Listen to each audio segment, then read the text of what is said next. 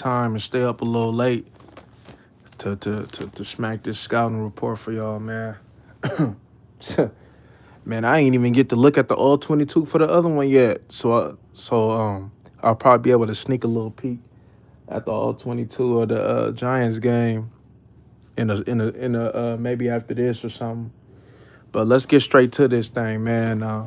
From what I see, to be honest with you, uh, you could say it's kind of comparable to the Giants to a certain extent, but it's different in certain ways. So let's get to it. So the key players to me, right?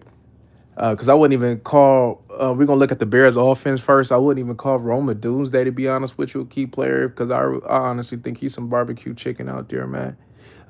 If I'm gonna look at the Bears' offense, if I'm gonna be worried about anybody to be DJ Moore and Swift, right? So I looked at both games. I was able to look at both games in regards to the Bears, man, and a lot of the things that I seen was 12, 11, and 10 formation for the most part. So the first game was a little bit more bunched up. The second game against the Lions was a little bit more emphasis on spread. Now, I would make the assumption that they would want to spread the Dallas Cowboys, seeing that the defense is kind of slow. What's up, Lo? So I would make the assumption that you probably see a little bit mix of both, but I would take it that you will probably see more on the spread side in regards to the Dallas Cowboys.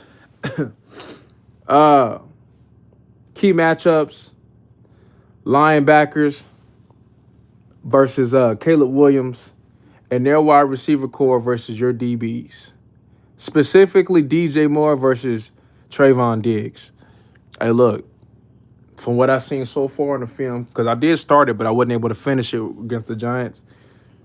Hey, homie. Hey, man, your corners better come to play. They better come to play, man. Because that indisciplined nature that your DBs got, Ben Johnson to be the one to expose that. Now, in regards to this Ben Johnson thing, homie, hey, man, he ain't looking how he looking when he had Detroit, homie. I'm just let y'all know that right now. Hey, the personnel that Detroit had was underrated in what he was able to provide, man. And I understand this is his first year, so he got to bring his guys in there. But yeah, man, it seemed to me that he went towards, for Caleb Williams, USC. He went toward USC in regards to his play. I could tell he kind of went back to it, because some of the things that I seen when I did see Caleb at USC, I'm seeing it with the Bears. So don't give Caleb Williams time is the emphasis for this game. I would expect right from looking, especially from Detroit, I would expect some clear out routes with something underneath. I believe that they would love to establish the run game against the Dallas Cowboys. Now, the Dallas Cowboys, in regards to the middle, has improved.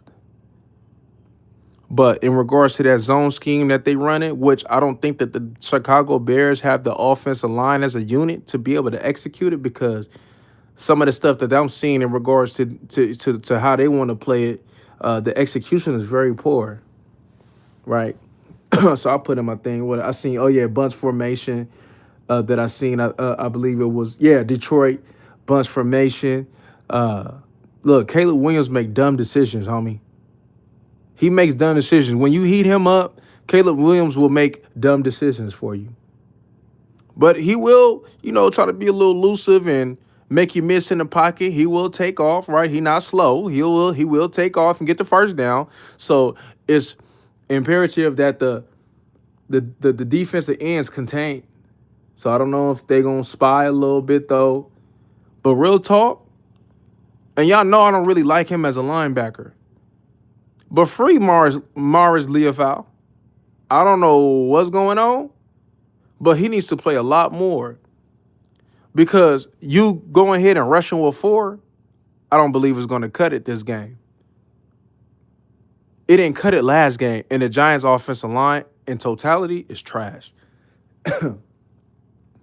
But one thing I did see that he does like Roma Dunze in the red zone.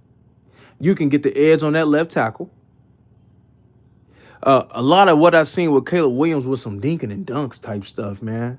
Some dinking and dunk type stuff, man. A lot of short stuff. Get the ball out, man. Dropping it down, man. Check down, man. Real getting the ball out of his hand because he knows that when that ball is in his hand and he trying to create, not many good things happen. Now he does when he does push it downfield. I did see a lot of throws outside the numbers. I believe I seen Dunze a few times in both games hit that corner route. Man. So that's something to keep an eye on when they do go outside the numbers. Hey, look, I'm gonna be honest with you. For so-called Ben Johnson to be some hellified offensive coordinator, I was able to get a beat on what he was trying to do. Just to put that out there, I was able to get a beat on it. Like if I was to watch that film one more time, I bet you I can call what he gonna run on Sunday.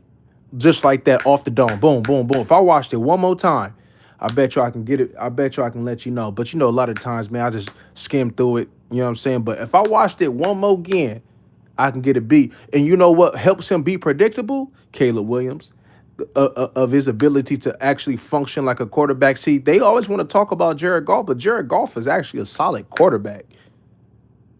So some of the things that you've seen that he can't do with Caleb, but he's able to run with Caleb. But Jared Goff as a passer, they underrating on how important it was for the way that Ben Johnson wanted to call his offense and a reliable receiver like Amon-Ra St. Brown. The offensive line is first-level blockers. They first-level blockers. Can't run this offense out there and don't. Yeah, I put in the notes he don't got the QB for what he want to do. I put they don't execute. So against the Vikings, as I mentioned earlier, they were tighter in regards to their formation. Right at the wide receiver, they ran tight and then maybe try to go ahead and out leverage you, but they were tighter. I would expect for them, right? Like I said, to spread Dallas out. Let me see, defender. So that center. So this is what I look. So this is what I evaluated with the center. Back-to-back plays too. He a little soft. So first, I seen that he allowed the defender to cross his face quick. Secondly, I seen that he was put in a position to catch the block. He wasn't aggressive with his block, which caused for him to get blown back like Tyler Biadasz. So your deal with that was. I seen some barbecue. So I know Joe Thuney, I know he a solid guard. But in regards to the left tackle and the center, there's some things that can be done. So I would expect Kenny Clark to get another sack. I know Kenny Clark is familiar with him.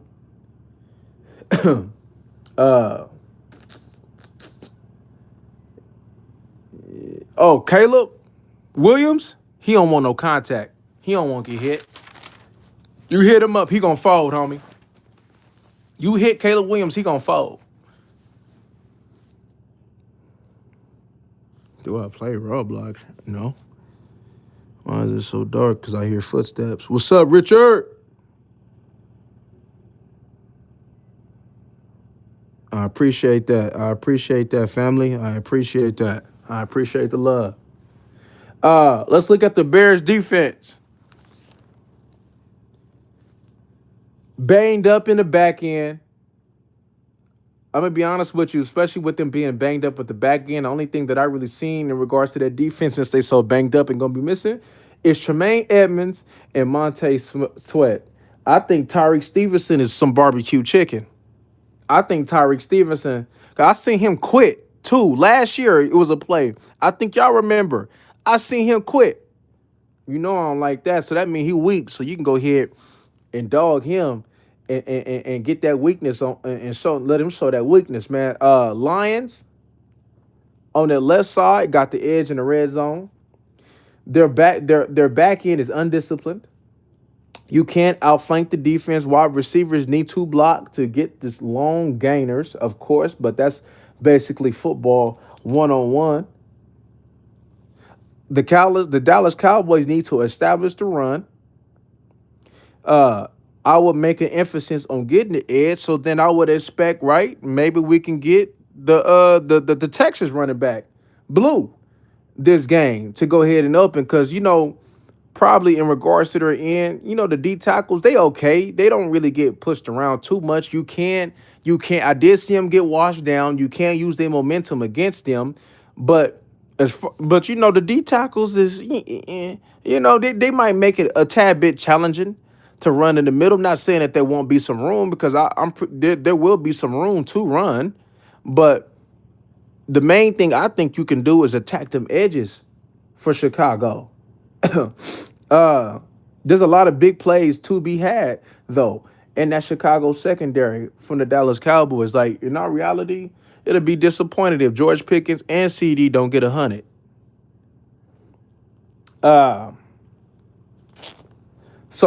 one thing that I seen, I think was it Detroit or Minnesota? I did it. My bad, y'all. I forgot to label who did that, but I did see I think it was Detroit though. From my memory, I did see a rub route in the red zone for a tug. They struggled with Gibbs' speed.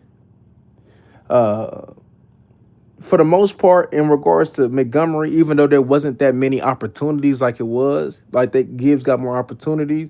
For the most part, they did decent going against Montgomery though, so that might be something to look. You know what I mean?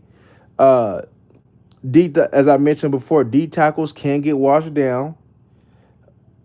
I watched both games, and the pass rush was non-existent. Uh, like I said, the D tackles they hold their ground kind of decent. It could be better though, but it's kind of decent. Peel rub routes for a score in red zone. Oh, okay. I was talking about the little peel/rub routes for a score in the red zone, also by the Minnesota Vikings. So the Minnesota Vikings did it, and the Detroit Lions did it. And I think it was against Minnesota where you remember I've been talking about the last couple of weeks about that same level in breaking routes. Well, they gave that score up against was it the Minnesota Vikings? I believe the Minnesota Vikings did that on him with J.J. McCarthy. And I think that's how Jefferson scored, if I'm not mistaken. Yeah. Yeah. I think he was the second one. But so one thing I seen when they was running the ball with that former 49ers running back, down the stretch, Minnesota pretty much ran to the lighter side. So for instance, right, you had the play call. Say for instance on your left side, you got 3 to their 2. Well, common sense would say that if I got numbers on that side, they gonna run to that side. I seen the emphasis toward that side. So say for instance, if it was an even box, right? So they got 3, whether it be 2 linemen and a running back going to go ahead and fill, or whatever the case may be. If it was either they had the advantage number wise, or even they ran to that side. And the only time that they ran to the heavy side, and I'm talking about Minnesota on the Vikings, was when they kind of did one of them little reverse motions to have him lead block on the edge. So I know Schottenheimer so-called made this little emphasis that he wants to go ahead and use motion more. Well, this will probably be a perfect game to be able to go ahead and get the numbers on your side to be able to run to the lighter side with Javonte Williams. Javonte Williams thus far is doing a solid job for the Dallas Cowboys and toting the rock. But, this might be a game where if we can get to the edge, cool, right? I seen Turpin was able to practice, so that's a good thing. I did see Deron Bland being out, though, so I would expect for Ben Johnson to take advantage of that, of him not being there, kind of like the Giants did, to be able to take advantage of that. So, yeah, it's not no mystery, to be honest with you. Let me see. If, Yeah, it's not. It's really no mystery on how you attack it. It's kind of similar to a certain extent with the Giants, you know. But the Giants had a better quarterback, Caleb Williams. Hey, look, if you give Caleb Williams and make him comfortable, and you don't hit him and you don't heat him up, whether it be a four or extra bodies, hey, Caleb Williams might carve you for 350. But if you could frustrate him, put pads on him, make him rush, Caleb Williams will go ahead and throw for 150 and three interceptions. So all depends on what Eberflus does is going to dictate the outcome of this game.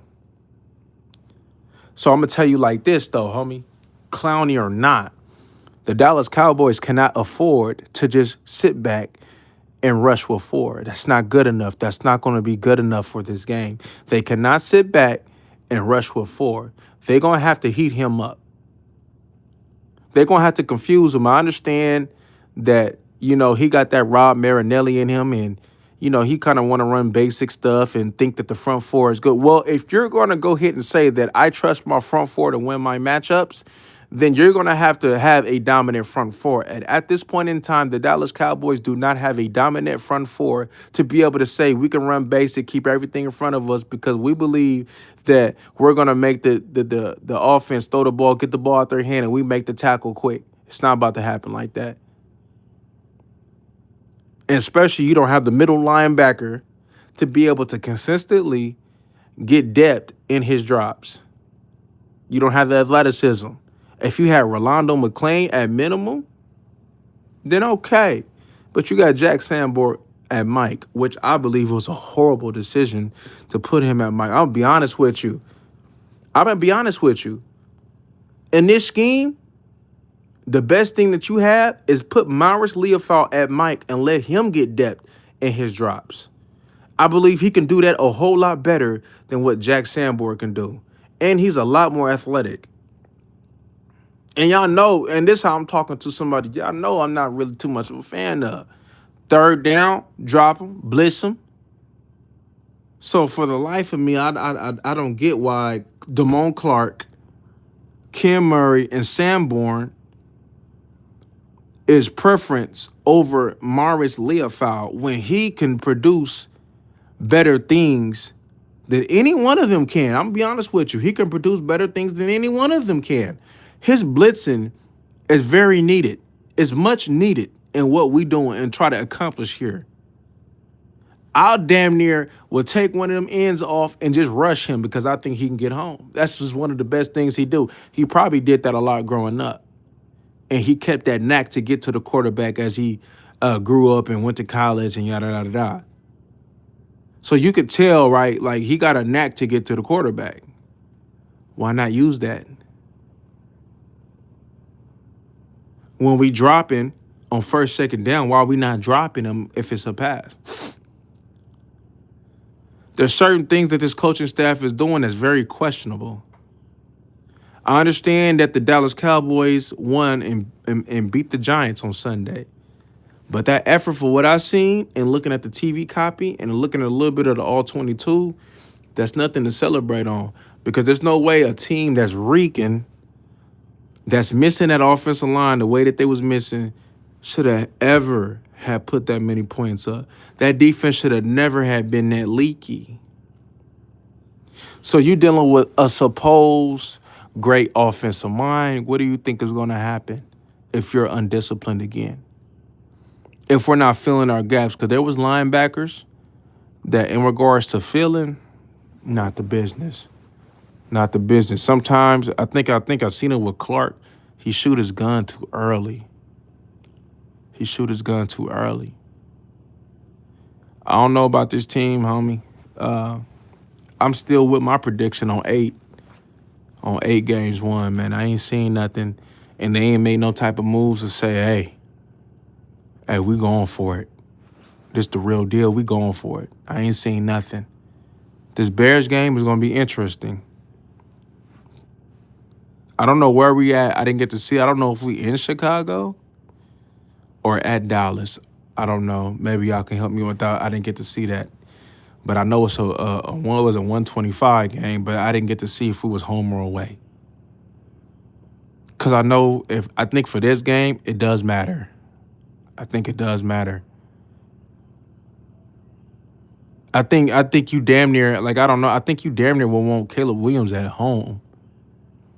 Cause you know he gonna start feeling in that Dallas stadium. He gonna bruh, and you not getting there. Shit, for some reason, people feel right at home at the Dallas Cowboys stadium. They feel right at home. It's a home away from home. That's all I'm gonna say. But I'm gonna try to go ahead and I'm gonna eat me some dinner real quick, man. I just been coaching all day. I done had like 2 games, homie.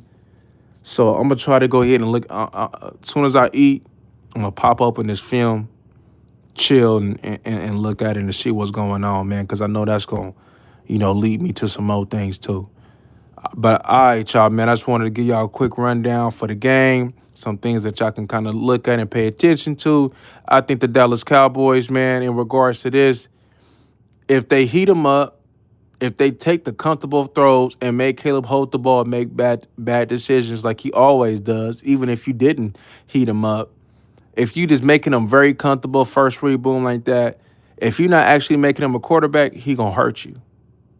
But if you actually make him do quarterback things, he's gonna give you so many opportunities for turnovers. And he's gonna hold the ball. So you're probably gonna have an extra second and a half, 2 seconds to get to him. So if you can't get to him in that extra second and a half, 2 seconds, hey bro, there's really something wrong. We already know that they ain't it. There's really something wrong with your ends. But all right, y'all, man. Like I said, if I don't get to come back and talk to y'all again in regards to the film, I'll be talking to y'all after the game because I ain't got nothing going on tomorrow. So as soon as the game over, we can talk our talk, man. But all right, y'all, to the next one. We gone.